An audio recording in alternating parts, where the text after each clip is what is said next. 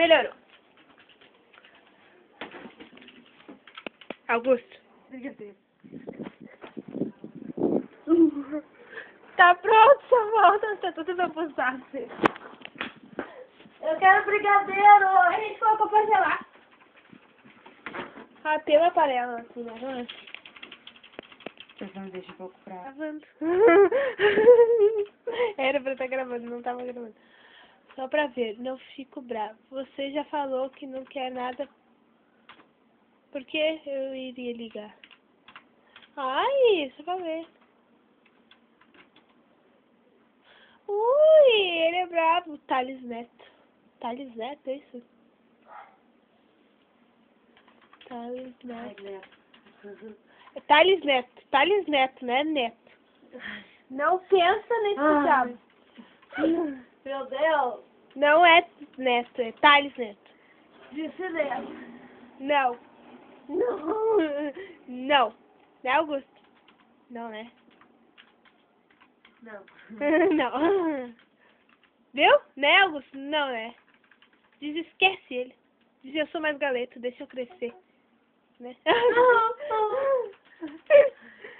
A cara dele.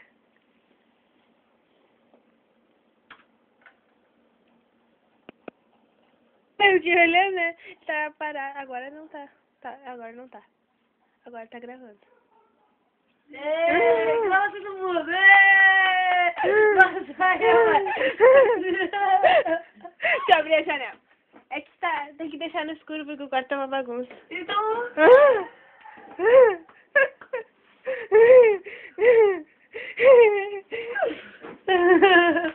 Ai, ai. Eu roubo. Vamos gravar as conversas. Vai. Não entendi mais. Ai, Pamela. Mas o quê? Mostra o que a Pamela faz de errado. Você tá as músicas do Luan Santana? Sinais. Vamos cantar a música do Luan Santana. Ah, não. Sinais. Tá, vamos. Coloca a música do Luan Santana aí. Coloca a música do Luan Santana. Tem que ter um microfone. Pera aí. Deixa eu... aqui. É que eu sou assim mesmo. Sou assim. Chamado! Vamos lá. Vamos, vai. Tá disparado, meu corpo tá viciado nessa louca adrenalina que me faz arrepiar. Meu sangue ferve nas veias quando... Ela me deixa do vácuo, Carol. Então a gente no vácuo. 1, 2, 3, vai! Vai. Vai! Vai. Tá.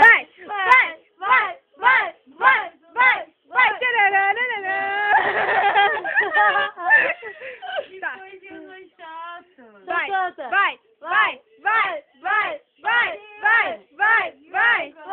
Vai! Canta, vai. Vai. Pelo seu amor, me abençoei pra ficar mais perto do seu amor. Inconsequente.